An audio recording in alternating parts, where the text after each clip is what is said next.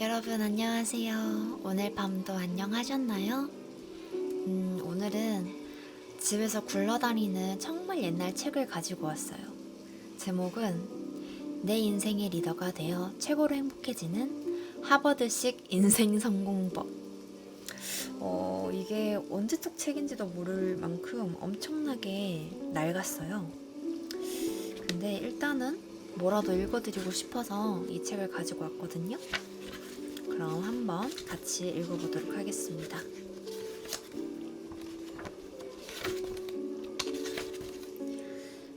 1장 하버드가 내게 가르쳐 준 것들. 하버드라는 이름이 보물창고. 아버지가 내 졸업식에 참석하기 위해 하버드를 방문하셨을 때였다. 하버드의 모든 것을 보여드리고 싶었던 나는 제일 먼저 중앙도서관적인 와이어드 도서관으로 아버지를 모시고 갔다. 하버드맨이 하루의 대부분을 보내는 도서관은 총 97개로 1,400만 권의 책과 10만여 가지의 전기 간행물을 갖추고 있다. 일부 도서관에는 세계의 마술사 해리 후디니의 수갑, 영국의 대문호 찰스 디킨스의 지팡이, 미국 초대 대통령 조지 워싱턴의 권총 세트 등이 전시되어 있기도 하다. 그 중에서도 타이타닉 사고로 숨진 학생의 어머니가 아들을 기리기 위해 기증했다는 와이어드 도서관은 320만 권에 이르는 도서를 소장하고 있는 것으로 유명하다. 유난히 책을 좋아하시는 아버지는 와이어드 도서관 서가를 둘러보고 감탄을 금치 못하셨다. 와, 여기는 보물이 정말 많구나. 저도 그렇게 생각해요. 나는 웃으며 고개를 끄덕였다. 하버드는 무수한 보물을 감추고 있는 보물창고나 다름없다. 그 보물을 내 것으로 만들기 위해서는 인디아나 존스처럼 열정적인 보물 사냥꾼이 되어야 한다. 하지만 캠퍼스에서 마주치는 하버드맨은 인디아나 존스와는 거리가 멀어 보인다. 고개를 반쯤 숙인 채 다음 강의실을 향해 총총히 걸음을 옮기는 그들의 모습은 냉철하기로 이름난 월가의 금융맨을 닮아 있다. 하버드맨은 친구와 마주쳐도 길게 이야기를 나누는 법이 없다. 하이 정도의 간단한 인사말이면 충분하다고 생각한다. 학기 중에는 친구를 사귀기도 쉽지 않다. 모두 제 할 일에 쫓겨 친구를 배려할 겨를이 없는 것이다. 하지만 냉철한 그 모습 속에 인디아나 존스 못지않은 뜨거운 열정을 품고 사는 친구들이 바로 하버드맨이다. 하버드맨은 공부든 연애든 놀기든 한 번 했다면 화끈하다. 하버드의 한 학기는 3개월 26일 정도이다. 9월에 첫 학기가 시작되면 크리스마스 휴가를 보낸 다음 1월까지 기말고사를 치른다. 2월이면 다음 학기가 시작되어 5월까지 이어진다. 하버드맨은 한 학기에 보통 4-5과목을 수강한다. 더러욱 괴물 같은 녀석들은 그 이상을 듣기도 하지만 사실 5과목이 넘어가면 인간 능력의 한계를 시험하는 일이 된다. 각 과목마다 일주일에 관련 서적 100페이지 이상을 읽어가야 강의 내용을 제대로 이해할 수 있기 때문이다. 그러니 5과목만 들어도 일주일 동안 읽어야 할 책 관련 서적이 500페이지에 이르는 셈이다. 각 과목마다 매주 하나씩 리포트를 제출해야 하는 것은 물론이고 한 주에 2-3번씩 퀴즈 형식의 시험도 봐야 한다. 발표 준비도 빼놓을 수 없다. 강의 시간에 얼마나 적극적으로 논리정연하게 자신의 의견을 개진하느냐에 따라 성적이 크게 좌우되는 까닭이다. 하버드맨이 공부하는 만큼 중요하게 여기는 것이 또 하나 있다. 바로 자신의 능력을 개발하면서 사회 경험과 경력을 쌓는 클럽 활동이다. 하버드맨은 보통 4-5가지의 클럽 활동을 하고 있다. 내가 아는 한 친구는 치어리더로 활동하면서 흑인 학생연합, 그리고 하버드 창업자 클럽, 학부생 입학 추진위원회 등 4개의 클럽 활동에 초등학생의 교육자를 돕는 자원봉사활동도 하곤 했다. 이 모든 일을 감당하면서 연애까지 멋지게 해내려면 그야말로 몸이 10개라도 모자랄 지경이다. 시간을 알뜰하게 쪼개쓰지 않으면 버텨낼 재간이 없기 때문이다. 때문에 하버드맨은 시간 관리를 무엇보다도 중요하게 생각한다. 시간은 없고 해야 할 일은 넘쳐나다 보니 학교에서는 아예 전략적 공부법이라고 하는 특별 강좌까지 마련해두고 있다. 매 학기마다 2번씩 한 달 동안 개설되는 이 강좌에서 학생들은 효과적으로 공부하는 방법을 배운다. 이를테면 강의는 어떻게 들어야 하는지, 시험은 어떻게 치러야 하는지, 과제물을 어떻게 제출해야 하는지 같은 구체적인 학습 방법을 배우는 것이다. 내가 이 강좌에서 얻은 최대의 소득은 속독법이다. 학생들은 영화를 보면서 필름이 돌아가는 속도에 맞춰 대사를 받아 쓰는 훈련을 하고 매주 실력을 테스트받는다. 이 과정을 2달가량 되풀이하다 보면 차츰 빨리 읽는 것에 익숙해진다. 나는 이때 배운 속독법으로 공부 시간을 능률적으로 조절할 수 있었다. 천하제일의 공부벌레인 하버드맨도 두려워하는 과목이 하나 있다. 모든 하버드맨이 입학하자마자 필수적으로 들어야 하는 에세이 강좌가 그것이다. 에세이 강좌는 강의 내용도 내용이지만 매주 주어지는 과제가 여간 어려운 것이 아니다. 예를 들어 수업 시간에 동성애자의 인권 문제에 관한 글을 읽었다고 치자. 과제는 그 글을 읽으면서 느낀 점을 자신의 경험에 비추어 서술하라는 식으로 주어진다. 가장 중요한 것은 글의 흐름이 얼마나 논리적이고 독창적인가 하는 점인데 좋은 학점을 받기가 쉽지 않다. 대부분의 아이들이 C 학점을 넘지 못하는 이 강좌는 하버드맨에게 처음으로 좌절감을 안겨준다. 고등학생 때부터 줄곧 우등생을 놓치지 않던 새내기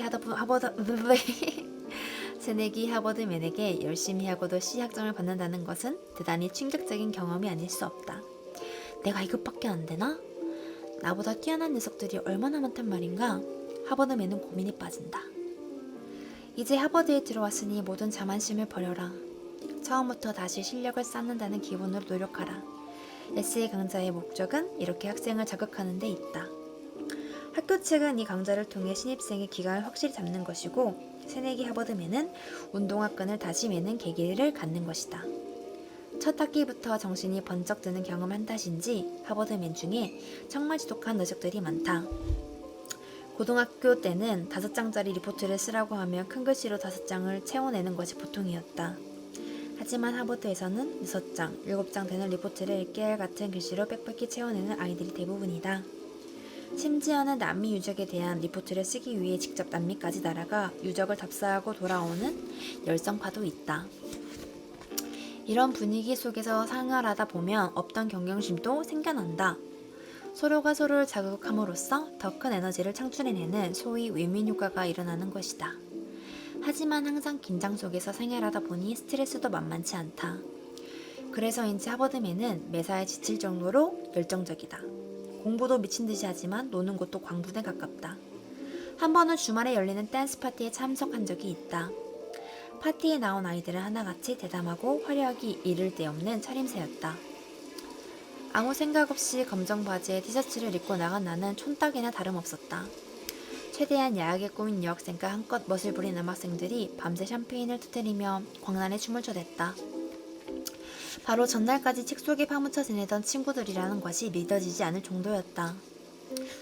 스트레스를 푸는 방법도 다양하다. 어떤 여학생들은 아예 남자 스트릿 댄서를 기숙사로 불러서 그녀들만의 스트립쇼를 연다. 일종의 여학생 단합대회 같은 성격이다. 열심히 놀고 다시 열심히 공부하자. 쇼의 취지는 명쾌하다. 섹스에 대한 열정도 대단하다. 아이들은 때와 장소를 가리지 않고 섹스를 즐긴다. 떠도는 얘기에 의하면 하버드맨이라면 졸업하기 전에 한 번쯤 도서관 섹스에 미쳐 있어야 한단다. 모르긴 해도 상당수의 하버드맨들이 성실하게 이 지침을 지켜왔을 것이다. 언젠가 철학가의 샌더스 교수가 하버드맨 중에 마디가 얼마나 되는지를 조사한 적이 있다. 특이하게도 하버드맨 중에서 장남 장녀가 많았다. 미국에서도 마디는 부모의 관심과 기대를 한몸에 받는다. 이런 기대가 하버드맨에게 특별한 책임감과 재능을 선사했는지 모른다. 그러나 앞으로도 계속해서 주변의 기대에 부응해 나가야 한다는 중압감은 하버드맨을 끊임없이 압박한다. 그래서 밤이면 기숙사 전화통을 붙잡고 오는 아이들을 자주 보게 된다. 통화 내용은 학교 생활을 견디기가 너무 힘들다는 하소연이 대부분이다. 아예 학교를 떠나버리는 아이들도 생겨난다. 하버드가 적성에 맞지 않아서 떠나는 아이도 있고 낙제나 그 밖의 이유로 그만두는 아이도 있다. 심지어는 학업의 부담을 이기지 못해 마약에 빠지거나 정신병 증상을 보이는 아이들도 나온다. 학교는 이런 이탈자가 생기는 것을 막기 위해 세심하게 배려한다. 학교 측의 배려가 두드러지게 나타나는 부분이 바로 기숙사 생활이다. 하버드는 350명에서 500명을 수용할 수 있는 기숙사가 12개나 된다. 하버드맨의 98%가 거주하는 기숙사에는 도서실, 컴퓨터실, 헬스클럽, 식당, 개인 음악 연습실 같은 갖가지 편의시설이 갖추어져 있다. 학생들이 아무런 불편 없이 공부에만 전념할 수 있도록 최적의 환경을 제공하고 있는 것이다. 한국에서 대학을 다니는 친구들을 만날 때마다 궁금한 것이 한 가지 있었다. 친구들은 정문에서 한참 떨어진 산꼭대기 도서관에서 공부를 하다가도 끼니 때가 되면 10분여를 걸어 나와 학교 근처 일반 식당으로 갔다. 왜 학생 식당에서 밥을 먹지 않은지 이해할 수가 없었다. 그런 의문을 친구를 따라 학생 식당에 가보자 단박에 풀렸다. 우선 식판을 두고 길게 줄을 늘어선 학생들의 모습부터가 미국에서는 보기 드문 진풍경을 연출하고 있었다. 과연 그 많은 학생들이 모두 제 시간에 밥을 먹을 수 있을지 의심스러울 정도였다. 나를 더욱 놀라게 한 것은 달랑 두부 두 조각이 떠있는 된장국이었다. 한참 먹성 좋은 친구들이 그렇게 부실한 식사를 하고도 오후 시간을 버텨낼 수 있을지 걱정스럽기만 했다. 하버드맨은 대개 강의실에서 10분 거리에 있는 자기네 기숙사 식당에서 밥을 먹는다. 기숙사 식당에서는 최고급까지는 아니더라도 대다수 학생들이 만족할 만한 영양가 있는 식사를 제공한다. 요리사들은 하버드 기숙사 식당에만 20년 이상 근무한 베테랑들로 학생들의 얼굴까지 모두 기억할 정도다. 그런데도 2달에 한 번 정도는 최고의 요리사를 초빙해 기숙사 만찬을 열어준다. 기숙사 만찬은 공부에 치든 학생들을 위로하는 동시에 세계 최고의 요리와 함께 테이블 매너를 배우게 해주려는 학교 측의 배려다. 학생들이 세계를 이끌어가는 리더가 되었을 때를 대비해 경험의 폭을 넓혀주려는 것이다. 기숙사 사감은 마스터라고 불리는데 주로 교수들이 맡고 있다. 가족과 함께 기숙사 안에서 생활하는 마스터는 한 달에 한 번 학생들을 집으로 초대해 파티를 연다. 학생들은 스터디 브레이크라고 불리는 이 파티를 통해 같은 기숙사 차는 친구들의 얼굴을 익히고 친분을 쌓아간다. 기숙사에는 학생들과 함께 생활하는 카운슬러도 있다. 카운슬러는 24시간 학생들의 고민을 들어줄 뿐 아니라 문제 해결에도 최선을 다한다. 룸메이트를 견딜 수 없어 하면 방을 바꾸어주고 답답증을 호소하는 학생들에게는 넓은 독방도 마련해준다. 한편 학교 밖에 있는 하버드 병원이 있어 학생증만 제시하면 특별 할인도 해준다. 나도 이곳에서 사랑니를 3개나 뽑았다. 공부 때문에 스트레스성 피부염에 시달리고 있을 때도 이곳으로 달려가 살려달라고 야단법석을 떨었다. 그렇게 하버드가 학생들의 천국이라는 소리는 결코 틀린 말이 아니다. 하지만 그렇다고 천국이라는 소리도 결코 아니다. 사실 아무리 좋은 것들만 모아놨더라도 사람이 사는 곳이면 어디나 크고 작은 문제가 생겨날 수밖에 없다. 내가 학교에 다닐 때는 에티오피아 여학생이 룸메이트인 베트남 여학생을 살해한 다음 자살하는 사건이 벌어진 적도 있다. 같은 의대생이었던 2사람은 세탁물 처리 때문에 몇 번 언쟁을 벌였다고 한다. 하지만 에티오피아 여학생이 살인까지 저지르게 된 것은 학생들 간의 과도한 경쟁 때문이었다. 이토록 치열하게 경쟁을 하다 보면 외로움은 커져가고 신경은 날카로워질 대로 날카로워질 수밖에 없다. 사실 하버드의 학과 과정을 따라가려면 잠다운 잠을 꿈도 못 꾼다. 잠자는 시간이 곧 졸업장을 따는데 걸리는 시간이라는 것은 공견하는 사실이다. 잠은 보통 토요일에 몰아서 잔다. 토요일 아침이면 기숙사는 11시까지 달콤한 정적에 빠져있다. 주중에 최후의 한 방울까지 쏟아버린 에너지를 토요일 아침잠으로 겨우 보충하는 것이다. 일요일만 돼도 다음 주 수업을 준비하느라 늦잠 잘 시간이 없다. 시험을 하루 앞두고 있을 때는 물도 안 마시는 친구들이 하버드맨이다. 화장실 가는 시간조차 아깝기 때문이다. 하버드맨은 오만하다 싶을 정도로 높은 자부심과 야망으로 똘똘 뭉칠 친구들이다. 한 신입생이 룸메이트가 기숙사 방에 선정적인 사진을 걸려고 하자 내가 나중에 대통령에 출마할 때 문제가 될 소지가 있다며 붙이지 못하게 했다는 아주 유명한 일화도 있다. 많은 사람들이 하버드에는 도대체 어떤 아이들이 다니는지 궁금해한다. 나는 하버드맨의 가장 큰 특징은 주어진 환경을 최대한 활용해 자신의 실력을 쌓아가는 노력이라고 생각한다.